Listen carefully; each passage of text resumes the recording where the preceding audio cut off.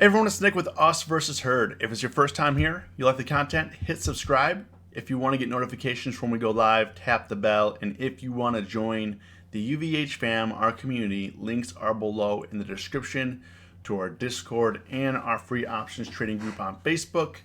If you're here right now, say word up. Good morning.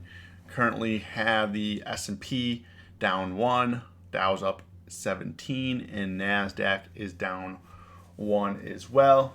Yo, Keith, take it easy. Concentrate on the road. Jeff, Kelly, what's going on? Morning. Yeah, Netflix. Netflix is insane right now. Also, we'll get into it, is BYND closed at 114, went up to 128. Now it's at 125. I mean, I was hoping for a little bit of pullback on Beyond here, but I don't think I don't think it's happening, you know? Yo, Jules, what's going on? All right, so let's get into it. JP Morgan reported earnings. They beat earnings. Yo, Billy. They beat earnings. However, their EPS was lower than last quarter. So let's get into JP Morgan. So, the banks are reporting this week. We have tomorrow we have Bank of America, and we have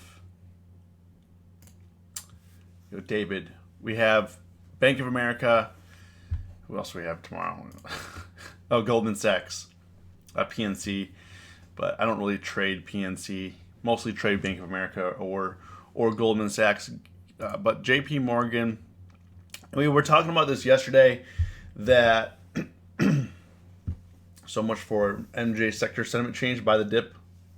Yeah, I'm looking for 24 on CGC, Kelly.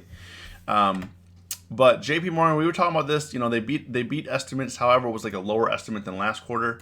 So JP Morgan, we were talking about this major run up. It was having a major run up, and the question was, premium was pretty cheap to sell, and I thought that because of this crazy run, most likely going to stay the same. And here we are. It's only up, about $1. It's only up $1. Expected move on JP Morgan was $4 for this week and $4.58 for next week. So we could have sold some premium in there, but when you get down to like the 24%, like lower than 40%, it gets hard, because you could definitely easily get screwed on JP Morgan. Wells Fargo, they missed earnings this morning and they took a tumble. I don't really trade Wells Fargo because they're shady. Eric, Nando, they Wells Fargo, I'm actually really surprised it ran this hard. Now it's down to, touch 49.90 on Wells Fargo, so it was about down to here, giving back this major gain. So, this earnings season is definitely, I think, going to be interesting, because all the stocks have been running, whether it's warranted or not. JP Morgan's probably just staying the same, and here we are with, Wells Fargo dropping. But Wells Fargo, they haven't been doing well for a while. If we look at the 2-year, they've had a lot of scandals, and they're still down from their high 66 2 years ago. They reached a low of 43. We're tagging along down there, and then it wasn't until August, they started to kind of come out of that, and then the rest of the market was bringing it up, and then it was consolidating for the last month. So still wasn't Wells Fargo still wasn't able to break out of this like 54 resistance that it was having here back in October and November of 2018. So that's pretty important. So, I don't typically trade Wells Fargo. I pretty much the banks, the two banks I'll trade are JP Morgan and Goldman Sachs. And it looks like JP Morgan is flat for the most part right now. We'll see what happens, but would have been a good premium selling opportunity. Let's see how Goldman Sachs reacted this morning to that. Goldman Sachs is up a couple bucks. Nothing crazy. Their expected move for this week is only $4 for a $245 stock. I think they're pricing it in a way that it's going to be the same, because I mean, look at this ginormous run. It's gone up. You know, we know that Goldman Sachs could move, but for earnings they're only pricing in a $4 move with 21% implied volatility and then 18% implied volatility for next week. I mean, if this moves $10, you could easily get screwed if you're selling premium. Now, if you're buying premium, I guess the risk of buying premium right now on these is if it stays the same, of course, because it just ran like crazy. If it stays the same or within the expected move, I mean, you're gonna get some premium crush, you know. Yeah, Ariana, I won't do business with Wells Fargo. I won't do business. BAC, Bank of America. A lot of people trade. You know, this kind of has the same setup as JP Morgan. Right now, it's currently up 19 cents. So this kind of has the same setup as JP Morgan. So, but implied volatility is just so low. So I'm trying to get involved in earnings, but because the market has ran so hot, I've been very careful. I'm just kind of observing right now and seeing what's happening. Now if let's say the market sold off and stocks were at their 52-week lows, I would be more interested in getting in onto some like bullish strangles and stuff like that. But right now, because the market ran so hot, I'm pretty much just looking to sell some premium on these types of stocks here. Nando City. What is their... No. I don't ever trade Citigroup. Citi? Did I just see? Yeah, same with Citigroup. Looks just like JP Morgan's chart. Massive run. Consolidation here. And implied volatility is low. I mean, it's the same story for all these. $2 expected move. Implied volatility is a little bit higher than Goldman Sachs, but I'm not too excited to be selling premium at 26% implied volatility. You know, it is just not. Rob, you have JPM calls. What JPM calls you have for this week? Do you have them for this week or next week? Because if you have them for this week, they're going to get crushed hard if you're out of money.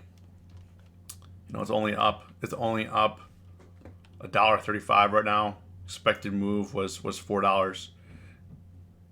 LK, Jules, what LK call would you recommend?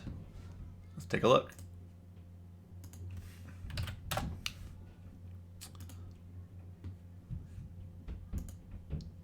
It's hard for me to trade LK up here because it just seems like you're chasing. I would love some pullback down to the 40, build some support at 40 before moving back up. You know, that's what I would like to see from LK. I would like to see even better. I don't think it's going to happen, but 35. You know, I would love. I've been watching LK. I haven't been trading it just because, I mean, it's just insane. And also, I've been keeping my risk low. Going into the trade deal here.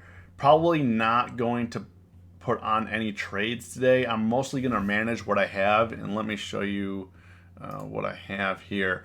So right now, I have a bullish strangle on soybeans. That's up a little bit this morning. You can take a look. I don't ever use the charts here on Tastyworks, but we're here. Yesterday soybeans sold off a bit. It's come back up, and just kind of seeing what's going to happen with soybeans right now. I'm down about 28 bucks on that position. Boeing. I don't know if you guys watched my video from last night, but I got into Boeing down 150 right now in that position. I do have the 332.50 call. Now, let me show you what happened to Boeing here. And I got in. Let's go to. I have it for next week expiration. 332.50. So Boeing. My target was like the 335, 337 area. You know, when it was kind of coiling like this, I thought it was going to probably ramp up because the market was going so hot. but it came back down to its 330 support. Probably should have been more patient. I bought them for, let's see here.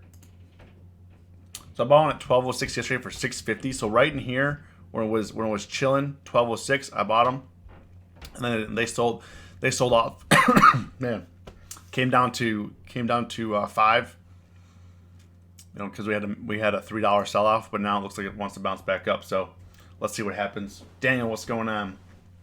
We'll see what happens. I do have till next week. I do have the 332.50. I would much rather have bought the 330 call, but it is what it is at this point. I thought we were safe because it looked like we had a sell off the day before. It was coiling up pretty nice, and I thought it was going to kind of ramp up to like the 335 area, but that did not happen. Boeing came down, so currently down $1.50. Thankfully, my Roku trade covered that, and then I am currently long BBBY right now.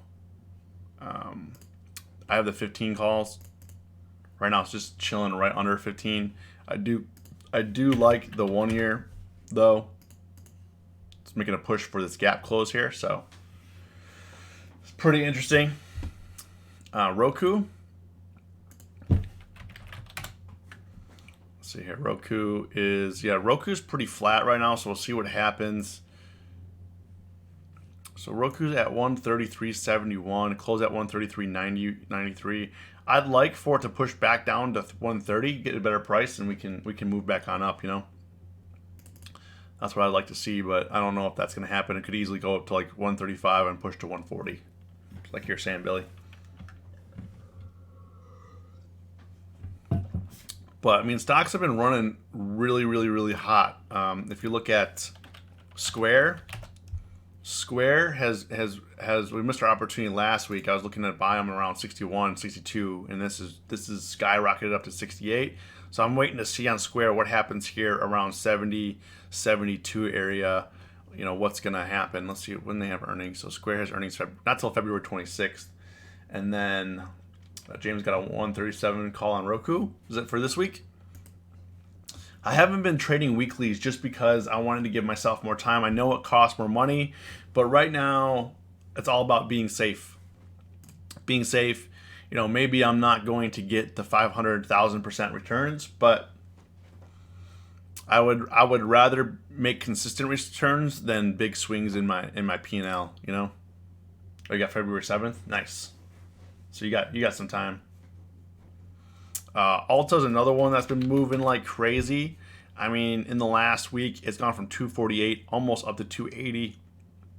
Just insane, looking like a gap close. This looks nice. I'd like to see it come back down to 270 before moving back up, and then of course like BYND. BYND. We should have traded the 92 breakout right in here. So when it broke like 92, it's just that I didn't want to be chasing, beyond, because it typically, it hasn't moved this fast in a long, long time. As you can see, all these, it hasn't moved this fast since last July, and it's pretty much been kind of slow. And then I wasn't sure about this consolidation here. This looked like, kind of bearish consolidation because we had a high here, another high in here, another high in here. It looked like it was going kind of drifting lower, and then all of a sudden that McDonald's news came out. But last time the McDonald's news came out, it only popped for a little bit, and now it's I think it's because McDonald's confirmed that they're rolling out to more stores. The first thing was just like they're just trying that out in a couple stores, and now they're rolling out to like 50 more stores in Canada. So that's kind of interesting. If you're here right now, you like the content, hit the like button. I appreciate it. Appreciate all you guys here today. If you're here right now, say what up. If you're ready to get paid, comment get paid. Looking at the earnings calendar here. Well, first off, what I want to say is tomorrow, I think it's at 11 a.m.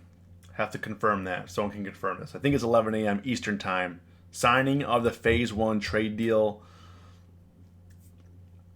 We'll see what happens to the market. Is it going to pop? Is it going to drop? Is it going to stay the same?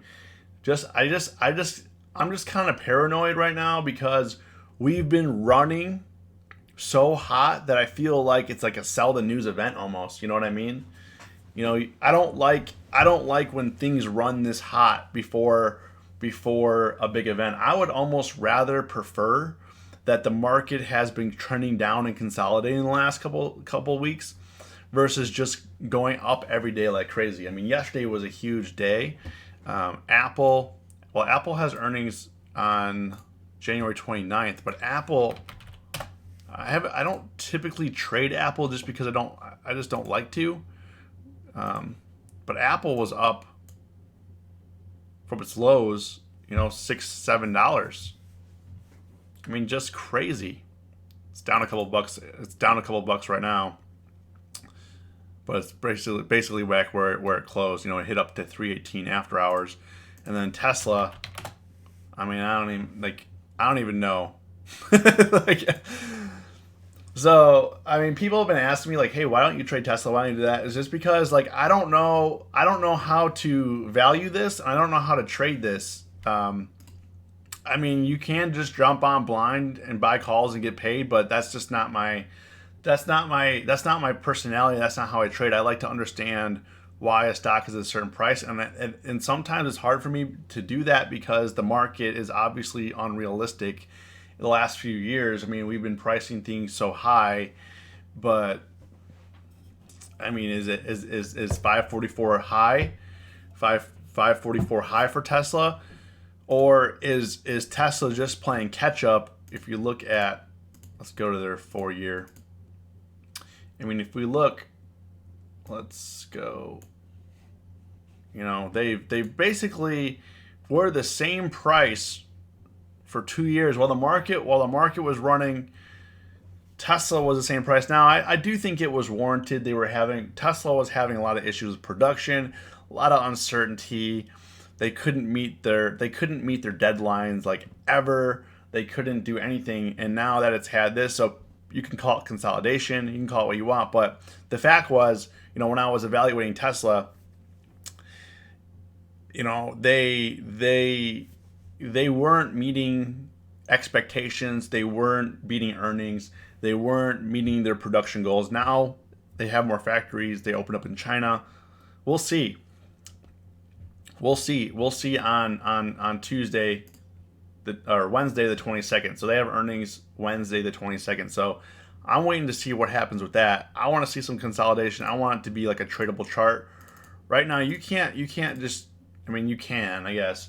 But for me, I don't just hop on just because it looks like a good ride. There's a lot of opportunity in the market, but the problem is there's a lot of people just catching FOMO, just buying calls and riding this, and there's no fear. And a chart like this, I mean, even if you look at Beyond, I guess you can't compare business models, but if you look at from a chart standpoint, I mean, this went from 175 to 239, and then it dropped.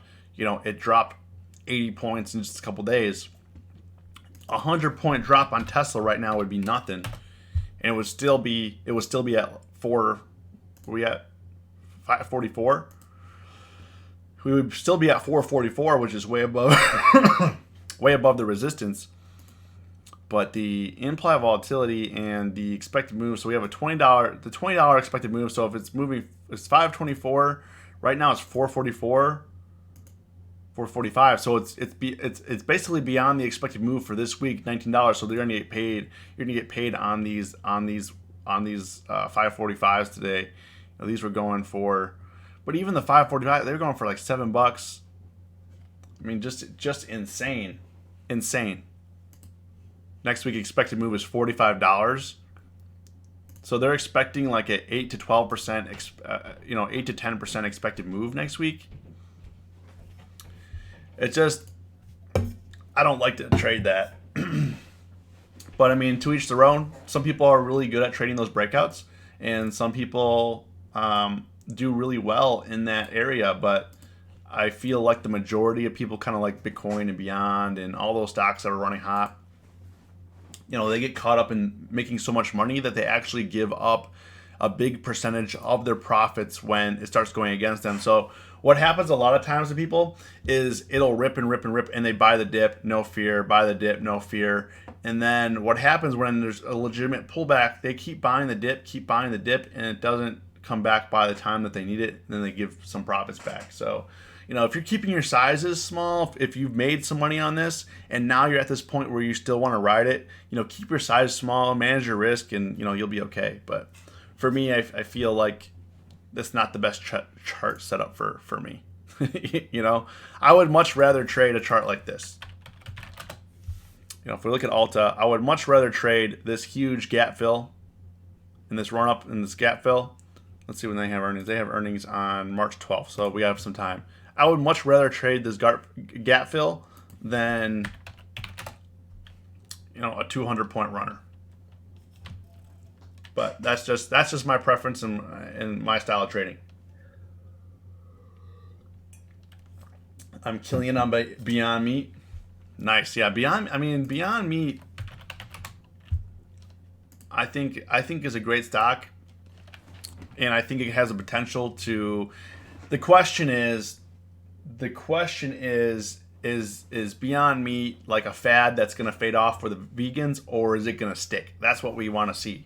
That's what we want to see, because it was a lot of hype. It went from $45 up to $239, came back down, consolidated all the way down in the 70 range.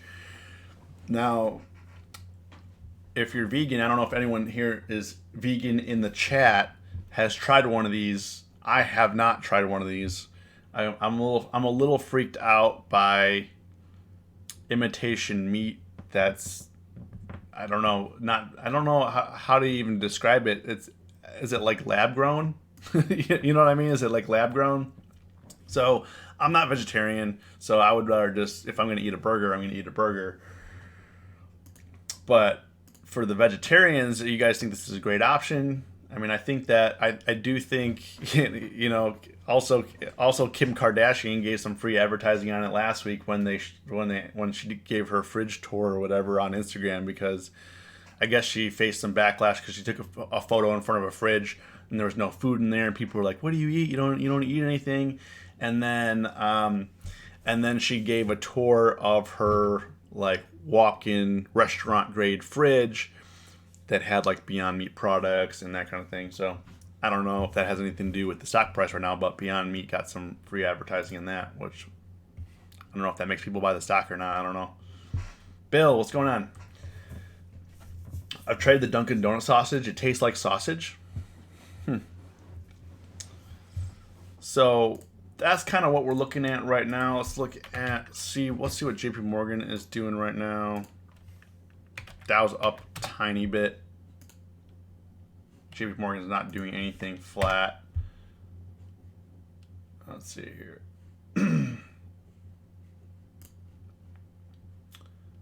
Here's some phase one deal trade news right now.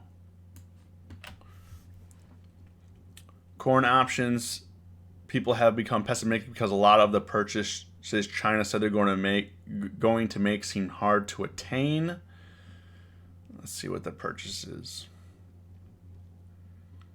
So the outlet reporting the administration expects about $75 billion in manufactured goods, $50 billion in energy, $40 billion in agriculture, and $35 billion in services, which they don't really break down what those are. So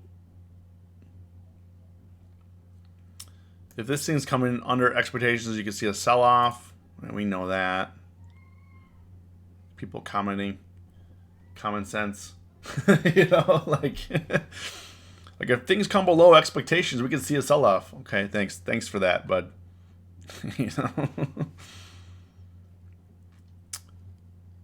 There's always a question mark, but if they want to get to phase two, they're going to have to show some solid follow-through. Yeah, I think for phase two, I don't think anything's going to happen with a phase two until after the election. I think Donald's going to take this win. He's going to go into the election with this win and, use it over the next guy's head or woman's head in the debates, saying, "Hey, I've negotiated such a great deal with China. reelect me. If you had so and so in office right now, they couldn't do the same thing that I'm doing. I mean, that's just how I see it play out, but could be wrong. But we kind of know that he'll probably take. He kind of always takes the "hey, I'm better than this person" approach, which I guess you kind of have to do in politics. But that's kind of what you brag about. A big catalyst for Beyond is also that their major competitor, Impossible Foods, pulled out of talks with McDonald's last week, saying they couldn't meet demand levels. Yeah, Jeff, I agree with that. Yeah, so Jeff's saying that Impossible Foods, which is the Beyond Meat competitor, I think they're going to have IPO. They're not public right now, but Burger King actually, they sell on Burger King though. They Impossible Foods does have a Burger King deal, so maybe because they're with Burger King they couldn't meet the demand of McDonald's. I mean, McDonald's is humongous. If Beyond Meat gets a national or world, I think they'll probably start national if they do national. I don't know how the world thinks of these type of products. Like, what do they think in other parts of the world of these vegan fake meat, vegetable meat? I don't know. In America, I think we get away with it because in America we eat so much processed meat that we really don't care in America. But in outside of America, they're a lot more health conscious than we are.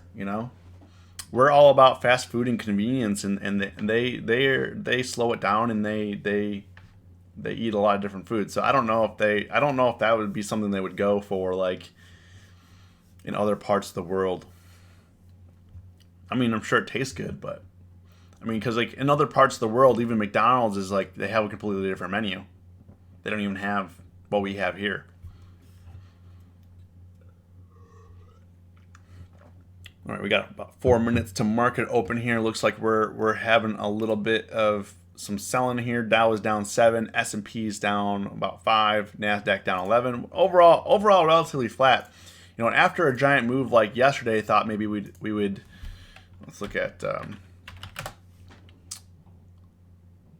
I thought yesterday we would have a little bit of a pullback, but maybe it's coming. But we're pretty much flat right now. SPY at 327. Can't hate on that, Trend is intact. I'm not right now.